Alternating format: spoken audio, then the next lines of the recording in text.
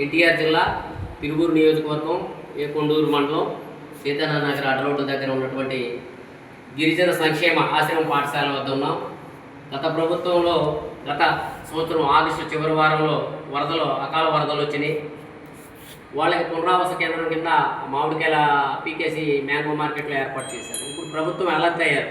ఏదైతే ఈ పాఠశాలలో మొంతా తుఫాను వల్ల ఏదన్నా జరిగే పరిస్థితి లేకుండా నష్ట నివారణ చర్యల్లో భాగంగా ముందస్తు ప్రణాళికలో తీసుకొని వైద్య సిబ్బందిని వీళ్ళందరినీ కూడా ఇక్కడ ఏర్పాటు చేశారు ప్రభుత్వం వారు, కూటమి ప్రభుత్వం వారు.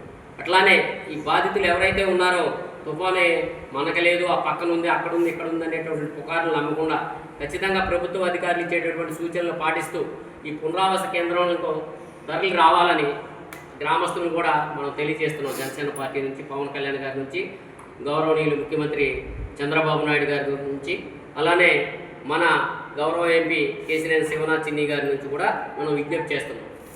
ఖచ్చితంగా ఇక్కడ మీకు కావాల్సినటువంటి సకల సౌకర్యాలు ప్రభుత్వం ఏర్పాటు చేసింది. ముందస్తుగా ఆ రోజున వరదలు వచ్చినాయి కాబట్టి అప్పటికప్పుడు అక్కడ ఏర్పాటు చేయడం జరిగింది. ఇక్కడ అన్నీ ఉన్నాయి, వసతులు అన్నీ ఉన్నాయి కాబట్టి దయచేసి మాకు ఇళ్ళలోంచి మేము కదలం, ఏం కాదులే, ఇలాంటి తుఫాన్లు చాలా చూసాం, అలాంటి డైలాగులు చెప్పి ప్రభుత్వ అధికారులను ఇబ్బంది పెట్టకుండా మీరు ఖచ్చితంగా వాళ్ళు ఇచ్చిన సూచనలు పాటిస్తూ ప్రభుత్వం ఏర్పాటు చేసినటువంటి ఈ పునరావాస కేంద్రాల్లో ఉన్న వసతులను ఉపయోగించుకోవాలని మరొకసారి మీ అందరికీ కూడా గ్రామస్తులకి తెలియజేస్తున్నాం.